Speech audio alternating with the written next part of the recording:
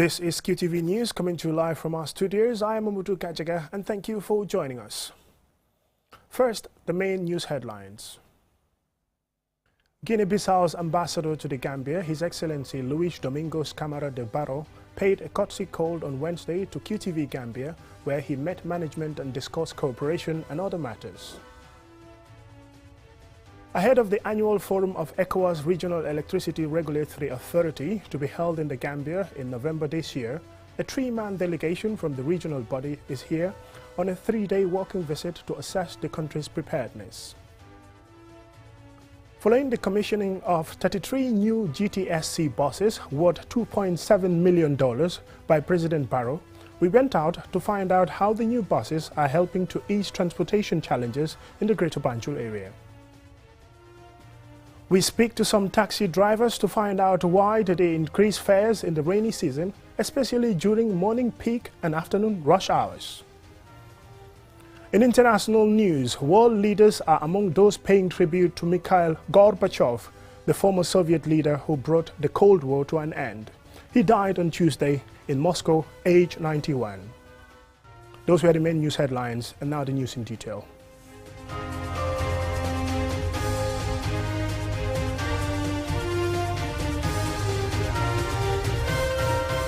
Welcome and thank you very much for joining us. This is QTV News. Guinea-Bissau's ambassador to the Gambia, His Excellency Luis Domingos Camara de Barro, paid a courtesy call on Wednesday to QTV Gambia, where the ambassador and the management discussed future exchanges in broadcast and marketing, among other things. Loli M. Camara has the details. The visit was among visits made to strengthen ties and familiarize himself with public and private sector institutions, following his official appointment in the country 3 months ago. After a meeting with QTV managers, His Excellency Luis Domingos Camara de Barro expanded on the reason for the visit. It's a sublime moment because QTV, it's the first Gambia private TV. I get the opportunity with this manager to visit the station to see our day equipment park, very actually the last generation. I see the staff very young, very smart and very ambitious. This is very important for one TV station. I think in the next step we will work hard to strengthen the bilateral cooperation with the Guinea-Bissau National TV. Ambassador Camara also commented on the stability and security of Guinea-Bissau. The Guinea-Bissau nation, it's very stable. We work very hard to get progress, to get social economic development for our people, and then we are open to work with the Gambia government, with the Gambian sector private, with the Gambian civil society, and our two presidents try to work very hard to develop many matters in different areas of our bilateral cooperation. Lassana M. Tunkara, Deputy General Manager of QTV, while highlighting possible areas for cooperation, welcomed the idea and believes much can be achieved. The areas we explore, it would be in sharing technical knowledge between the two institutions, because QTV, we have a lot of technical knowledge and we believe they have too, so we can share that. Also with regards to programming, having news from Guinea-Bissau on our TV, because there is a sizable Guinea-Bissau diaspora in the Gambia, and also working with the local Guinea-Bissau community to provide programming, because as you know, QTV can be seen everywhere, so we're looking at those ways. For the welfare of Gambians living in Guinea-Bissau and Bissau Guineans living in the Gambia, Ambassador Camara said there are plans to strengthen relations and ensure their welfare of both groups is safeguarded. Ambassador de Barros also explained that his priorities include strengthening cooperation between the two countries and creating more business opportunities. For QTV News, Loli M. Camara. Obrigado, Ambassador. Ahead of the annual forum of the ECOWAS Regional Electricity Regulatory Authority to be held in the Gambia in November this year, a delegation from the regional body is here on a 3-day walking visit to assess the preparedness and engage stakeholders in the energy sector on challenges and possible areas of collaboration. Ansumane Sonyasi reports. The ECOWAS Regional Electricity Regulatory Authority, ERERA, was established to regulate transboundary electricity trading and to support regulatory bodies in the region, such as PURA, carry out their functions effectively. And as part of its drive to regularly engage member states, the regional body holds an annual convergence of members. However, this has not been possible since 2018. With the Gambia set to host regional regulators, African energy institutions and international partners, PURA's Director of Consumer Affairs, Solo Sima, says government is committed to supporting PURA in hosting a successful summit, adding that member states desire to realize electricity interconnections through the joint implementation and sharing of energy resources is highly commendable. ERERA is the regulator of national cross-border trade electricity in West Africa, of which the Gambia is a vibrant member. The visit of the chairman, Kosu, and his delegation is prompted by our tentative agreement with the authority for the Gambia to host the first post-pandemic ERERA Continental Annual Forum in November.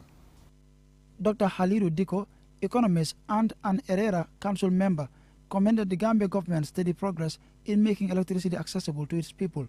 ERERA, he adds, recognizes that there are still many challenges. However, they continue to engage all stakeholders to address some of the challenges already identified by the regional body. Well, we come to Gambia because Gambia is very significant, and more especially FURA too is one of the first regulatory institutions to be established within the region. That is, so it's historical. They are the first, among the first set of regional electricity regulatory and utility regulatory institutions to be established within the West African, not only within the West African region, but even within the African continent. They are among the first. So Gambia is always on top. The visit by the regional regulatory body also provided an opportunity for PURA to engage ERERA officials on the state of the regional electricity market. Having met the Vice President, the Minister of Energy and the Managing Director of NAWEC, officials expressed optimism that the Banjul Forum will be a success. Established in 1993, ERERA's general mission is to regulate cross-border electricity exchanges between ECOWAS member states, while overseeing the implementation of the necessary conditions to ensure rationalization and reliability and contributing to setting up a regulatory and economic environment suitable for the development of the regional market. In the Gambia, as in much of the region, the biggest energy challenge remains reliable electricity transmission. Ansumane Sonyasi for KTV News.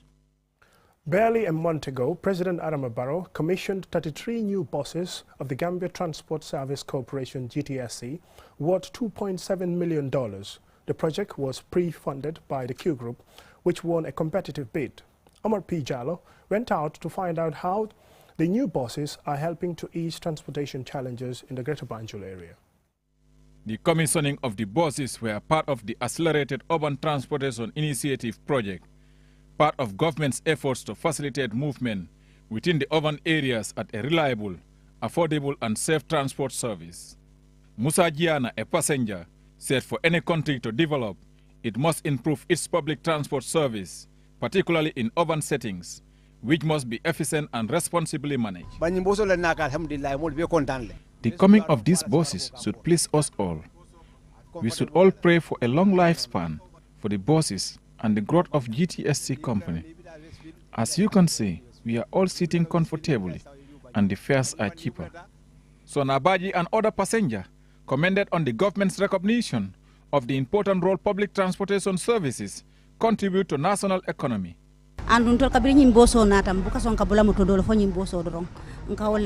Since these buses came, I don't board other commercial vehicles, but I want to appeal for the morning buses to go earlier than 7 a.m. so that people can reach their workplaces on time. Yusfanjai, a GTSC van driver, said there is an overwhelming demand for public transport in urban areas, and as such, they have been under pressure and in a hurry to catch up with the increasing demand for public transport. The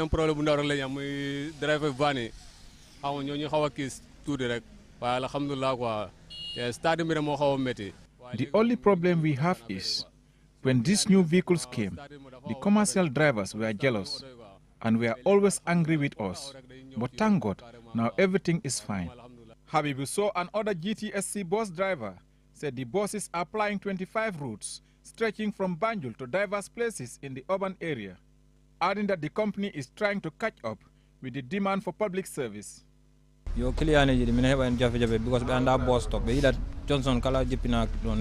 only problem is that passengers still don't understand that the GTSC buses have specific bus stops where we should pick and drop off passengers. They want to be picked and dropped off at any junction. Ya Ajimbai, a commuter, emphasized that the buses came at a very good time, considering the growing traffic congestion in the greater Banjul area. There is a big difference between the GTSC buses and other commercial vehicles because the fares are cheaper and you can sit comfortably. We are so grateful to the government. Babukar Gay, a passenger, describes the new buses as a game changer in helping ease the daily transport challenges faced by commuters. Before the coming of these buses, going to Costa Road, we used to pay 2 or 3 fares. However, now the drivers have no option but to go straight from Westfield to Costa Road. Sajo Bojang and Solo Silla, both passengers, said GTSC are helping to address the concerns linked to the increased demand for transport through regular and effective public service transport provision and traffic management measures.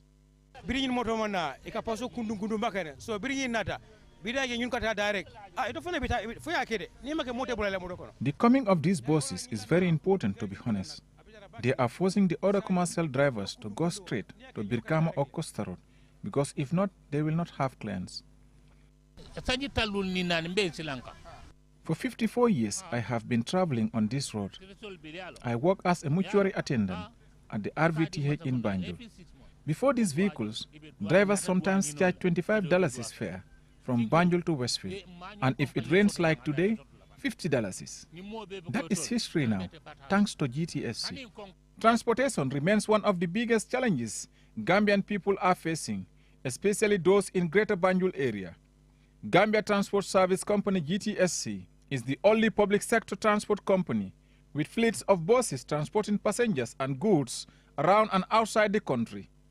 The country's transport sector faces challenges including traffic congestion and a poorly planned road network. Sometimes, commuters spend hours on the road before they reach their destinations. However, those we spoke to who are benefiting from this new fleet are more than happy with the service. Reporting for KTV News, I am Omar P. Jallo. The report by Omar P. Jallo takes us to a commercial break, and when we return, we still have some more local and international news stories for you. Do stay tuned.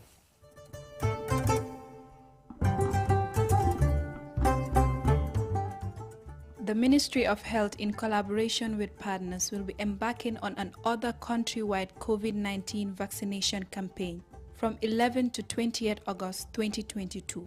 Vaccination teams will be deployed to public places such as community bantabas, health facilities, schools, markets, crossing points, and other strategic locations. All eligible people aged 12 and above are encouraged to come out and be vaccinated.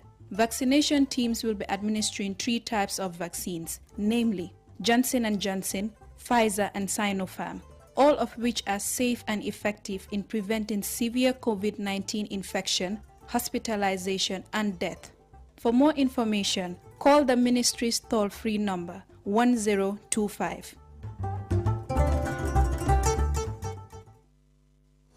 Have you been looking for the perfect indoor router with long-range Wi-Fi coverage and faster internet speed connecting all your smart devices? Well, we present to you the QCell Indoor Router, a router that has all you need and much more. For just $4,275, you can get 4G plus internet speed, wide coverage, and connect up to 15 devices. And that's not all. The indoor router can be used for both office and home needs. So, enhance your internet experience with our indoor router. For more info, call our customer care on 111. QCell, Sunubus, we innovate, others follow.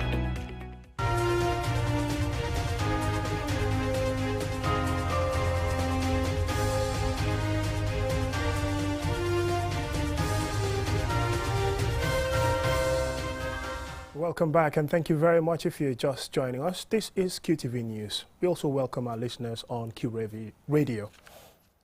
Now, heavy rains, stagnant water and potholes have become a great impact or have had a great impact on road transport, including taxis. In the Gambia, this had led to increase in fares, especially during morning peak and afternoon rush hours. Ajibintu Drame spoke to some taxi drivers to find out why they increase prices at these times. It is difficult to hail taxis on rainy days, and it has become the norm for taxi drivers to increase fares during the rainy season. The impact of heavy rains can critically affect taxi supply and travel demand. This is a key influencing factor on the taxi service and the fares drivers charge, especially in the West Coast, Greater Banjul, and other densely populated areas. Some of the passengers we spoke with said due to the rain, they have been waiting for over 2 hours to get a taxi home. At Bates Garage in Serekunda, taxi drivers blame the bad road condition and traffic congestion, leaving them with no choice but to increase the fares. When it rains, the drivers seem to operate more hired journeys locally called town trips, which earn them more money. Mahmoud Job, a taxi driver, says the taxi business is quite slow during the rainy season. Because look, most drivers prefer operating on town trips during the rainy season because some taxi drivers don't want to pick people to avoid making their vehicles muddy. So town trips are more lucrative, even though the $10 fares are essential. However, the price of fuel is high. The drivers say it is risky for them to ply roads with deep potholes, water inundation and congestion. Abdullah Toure, also a taxi driver, states that the Bundung Road is among the worst for drivers. No man pass mom duñ ko yoko. Waye town trip mom bo ñëwé né town trip fépp fu ñé démé 100 manam den la charge ni 150. Yow na bo ñu fayé 100. We don't increase the normal fares. However, if it is a town trip, we will charge $100, but when it rains, we charge $150.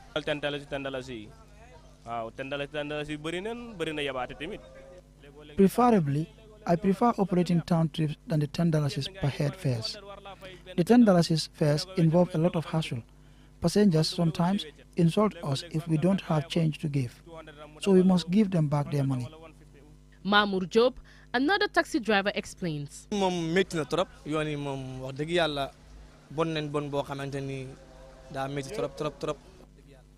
It has been difficult, honestly.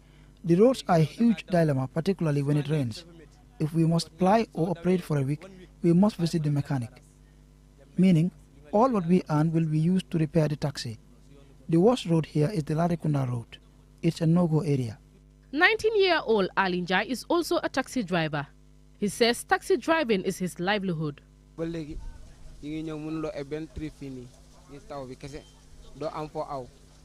Since in the morning, we haven't been able to operate due to the rains. There is nowhere to go due to the bad roads and heavy traffic. But there are some roads drivers can use. If the fares from Bartes to Westfield is usually $50, now it will be $100. This Westfield road is even better for us. But the likes of Larikunda is terrible. Drivers take risk to take that road. And the water is not good for our vehicles. Last year, my taxi had a breakdown on that road. Taxis have also tiered pricing depending on the time of day. Thus, don't be surprised if you see a different fare on the same trip in the morning and late evening hours. Ajibintu Drame, QTV News. Well, transport nightmares there. And now to international news.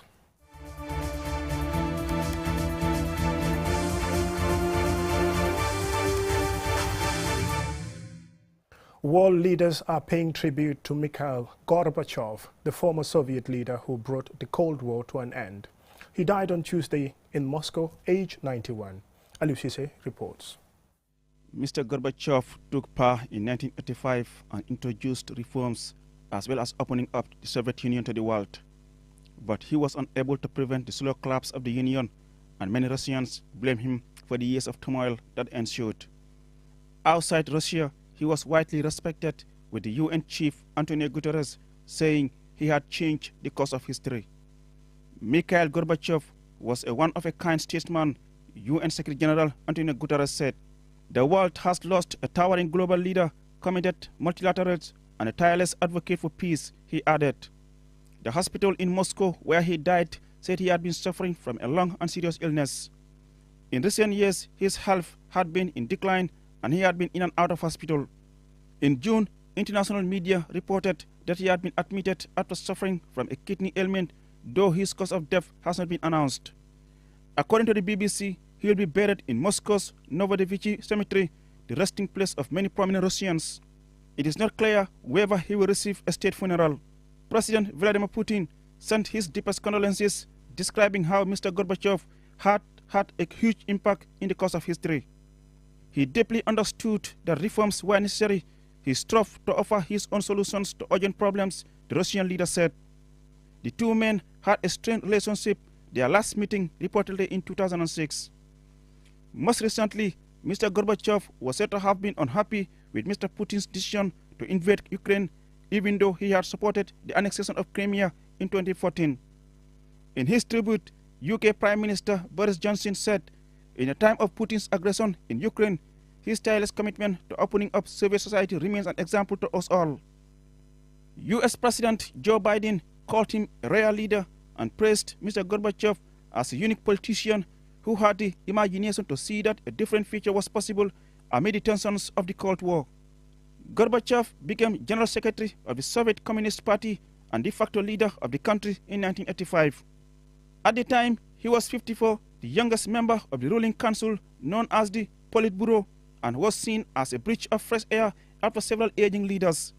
His predecessor, Konstantin Chernenko, had died aged 73 after just over a year in office. Few leaders have had such a profound effect on the global order, but Mr. Gorbachev did not come to power seeking to end the Soviet grip over Eastern Europe. Rather, he hoped to revitalize its society. Internationally, he reached arms control deals with the US, refused to intervene when Eastern European nations rose against their communist rulers, and ended the bloody Soviet war in Afghanistan that had raged since 1979. He is seen in the West as an architect of reform who created the conditions for the end of the Cold War in 1991, a time of deep tensions between the Soviet Union and Western nations, including the US and Britain. He was awarded the Nobel Peace Prize in 1990 for the leading role he played in the radical changes in East-West relations. But in the new Russia that emerged after 1991, after the fall of the Soviet Union, he was often on the fringe of politics, focusing on educational and humanitarian projects. Henry Kissinger, who served as U.S. Secretary of State under President Richard Nixon, told the BBC's Newsnight program that Mr. Gorbachev will be remembered in history as a man who started historic transformations that were to the benefit of mankind and to the Russian people. Reporting for QTV News, I am Aliou Cisse. Now, before the end of this news bulletin, let's have a recap of our main news headlines. Guinea-Bissau's ambassador to the Gambia, His Excellency Luis Domingos Camara de Barro, paid a courtesy call on Wednesday to QTV Gambia, where he met management and discussed cooperation and other matters.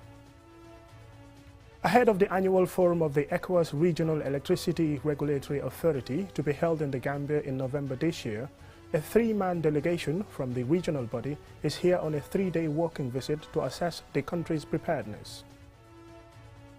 Following the commissioning of 33 new GTSC buses worth $2.7 million by President Barrow, we went out to find out how the new buses are helping to ease transportation challenges in the Greater Banjul area. We also spoke to some taxi drivers to find out why they increase fares in the rainy season, especially during morning peak and afternoon rush hours. And in international news, world leaders are among those paying tribute to Mikhail Gorbachev, the former Soviet leader who brought the Cold War to an end. He died on Tuesday in Moscow, aged 91. Well, that's it for QTV News. Thank you very much for watching. Join us again at 10 for another bulletin.